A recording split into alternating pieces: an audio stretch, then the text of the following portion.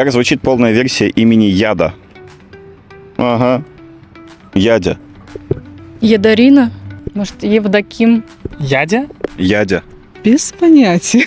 Можно звонок другу? Ядение? Близко. Ядлина?